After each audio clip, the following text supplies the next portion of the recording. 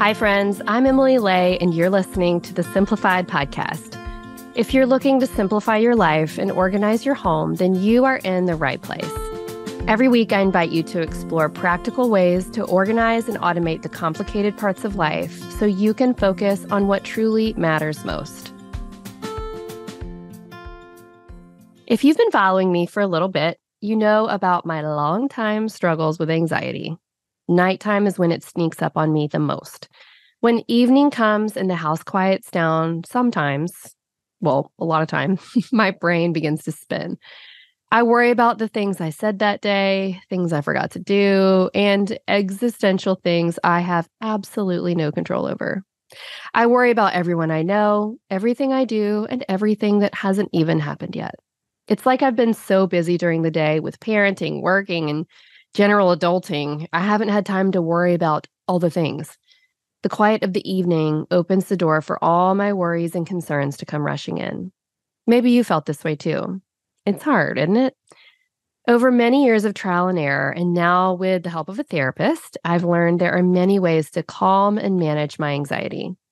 And one thing that's helped me immensely is rather than turning my focus inward to my worries, I take a step back and try to channel my thoughts a different way. For me, that usually means getting them out with words, either through writing in my journal, talking with a friend, or even in prayer. When my thoughts are overwhelming, that usually means there's a different way I could be caring for myself. My body may need more physical rest, or the mental load I'm carrying is too much, and I need to find ways to set it down. There are some seasons when I feel busy and overwhelmed. Those come with their own worries. Then there are the seasons when it just feels dark, sometimes because of loss, sometimes because I don't know the way forward, or a combination of both. In both of those seasons, finding rest, especially through sleep, is super difficult for me. If you're in that kind of season right now, then I want you to know something. I see you. I see you, and I've been right where you are right now. I know it is so hard when you are trying to just get by day in and day out, and you don't know when rest is going to come. And I want you to know that I wrote a book for you and for me. I wrote the book I needed during a season of darkness, a season I needed some rest and hope. My newest book is called Near in the Night, and it comes out next week. Nighttime anxiety is no joke. It can feel practically impossible to set aside in some seasons. I wanted something for you to have today, something you can take with you into your week if you feel like you're struggling. So I spent a few minutes thinking about the different ways I've learned to ease my mind so that I can lull myself into a period of rest. A small note before we get started, what works for me might not work for you. And you may find you need some professional help, like a doctor or a mental health professional, to get the help you need. And that is so okay. That is so normal. I just wanted to throw that out there because I am not a health professional, just someone who's dealt with her share of anxiety and found some ways to battle it. Anyway, if you're looking for ways to find rest a bit more easily, especially at night before you go to sleep, I have a few suggestions for you. Number one, listen to what your body needs, then write it down. Where do you turn when you feel overwhelmed? How do you relax your brain after you've had a really busy day with meetings on top of meetings, or when the school requests a parent-teacher conference, or when the to-do list feels like it just won't end? There are lots of places that tell us we can find freedom, like in the snack basket, or the wine glass, or the Netflix binge. I have tested all of those options, and though they offer momentary relief, they can't touch the long term. But is there another option for finding rest? Maybe. So try something with me for a minute. Imagine yourself as a traveler. You've been walking all day. You're tired, you're hungry, you're thirsty, your backpack is so heavy. What do? You take off the backpack.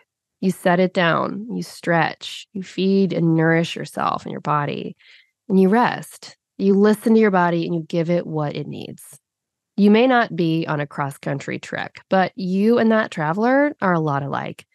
You both carry so much, which means you both need rest.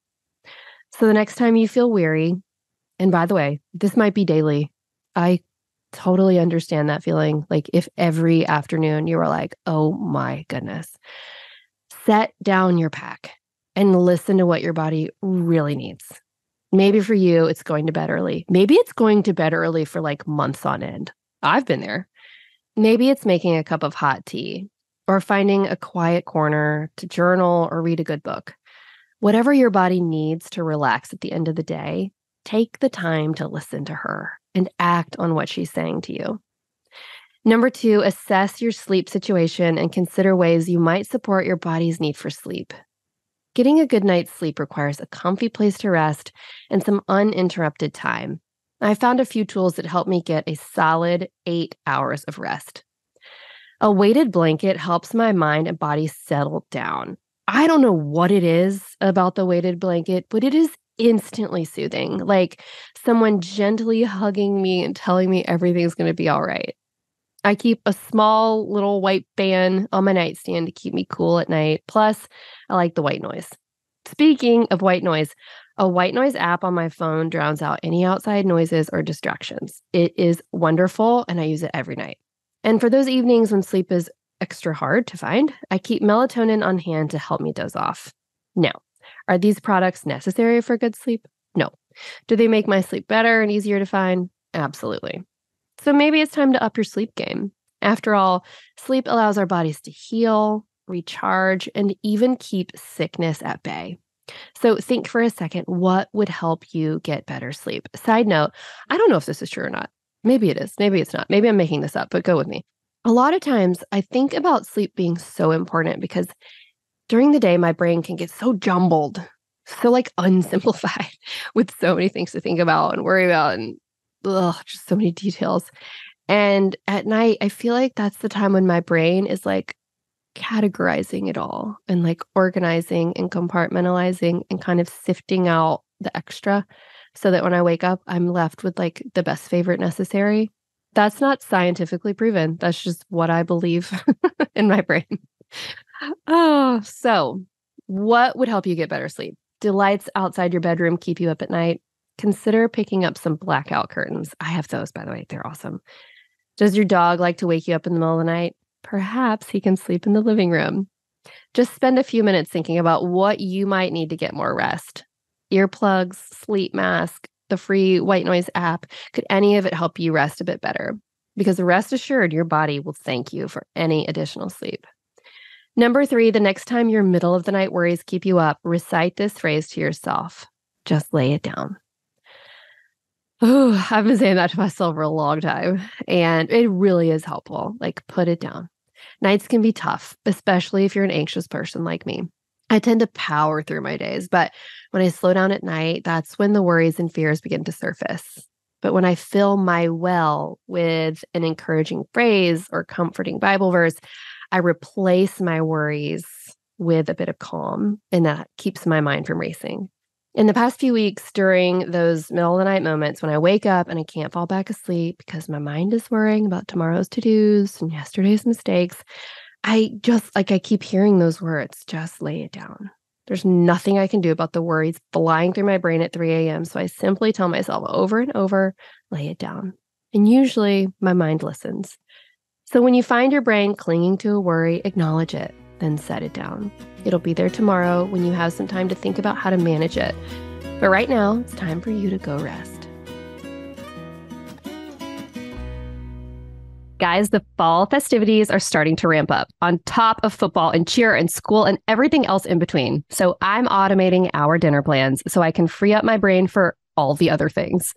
That's why I have my Green Chef coming to my door every single week. Green Chef is the #1 meal kit for eating clean. And during the busy fall season, you can feel your best with nutritionist-approved recipes featuring clean ingredients with no artificial colors and sweeteners and limited added sugar and processed ingredients. The best part is that Green Chef makes it easy to eat this way, since they send pre-portioned and prepped ingredients, including pre-measured sauces, spices, and dressing right to your door. Lately, our family has been loving the buttery lemon and garlic shrimp, and even the maple butternut squash risotto. Oh my gosh, you guys, that risotto was so good, so delicious.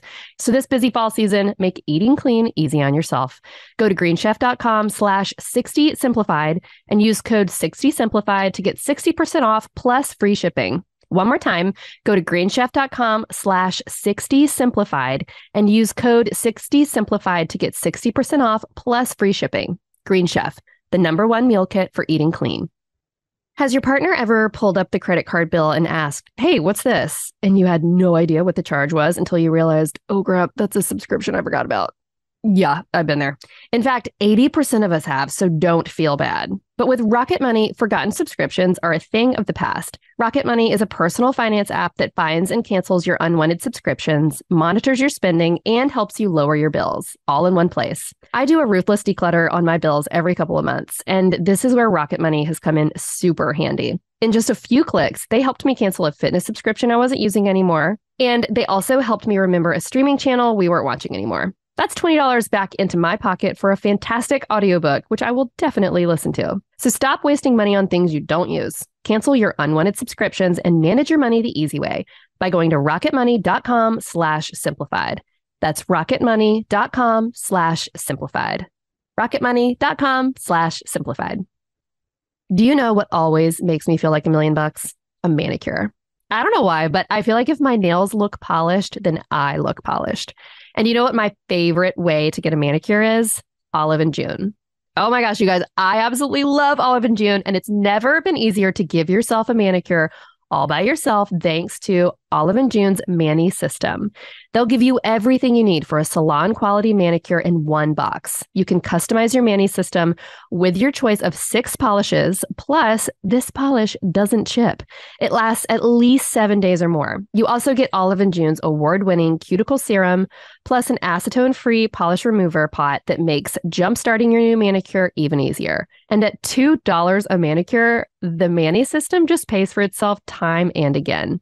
Guys, I cannot say enough about Olive & June. During the pandemic, Caroline and I would sit down and do our nails every week. And with Olive & June's Mani system, it was such a snap that we still do our nails this way. We also love their press-on nails and use them for every single Simplified photo shoot. We are obviously diehard fans over here, so are you ready to get salon-worthy nails at home with Olive & June? I bet you are. Visit oliveandjune.com/simplified for 20% off your first Olive & June system. That's oliveandjune.com/simplified for 20% off your first Olive & June system. Number 4, acknowledge that some days are throwaway days. This one's for the girl who had to throw her plans out the window today, who has the sick baby, the aging parent, the washing machine that overflowed again, who feels defeated like you might not ever catch up. Here's what I want you to know today. It's okay if you had to set aside the things you hope to conquer today. It's okay to show up for your life and do what you have to do. These days aren't actually throwaway days. Oh no. These are the days when you're doing the actual stuff of life. In fact, I'd argue that all that other stuff you're conquering is actually in preparation for days like this. So lean into the reality of the day that happened to you and not what you hoped it would be. Set down the panic, the rush, and the to-do list for the night. Turn off your email, snuggle your feverish toddler on the couch, go to bed instead of back to work. Your inbox can wait. Let the dishes sit in the sink and the laundry sit in the hamper if you need to. Life is messy and unexpected. Give yourself the grace to live it as it happens.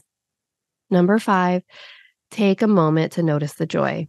I have this memory. It was 7 a.m. in late summer.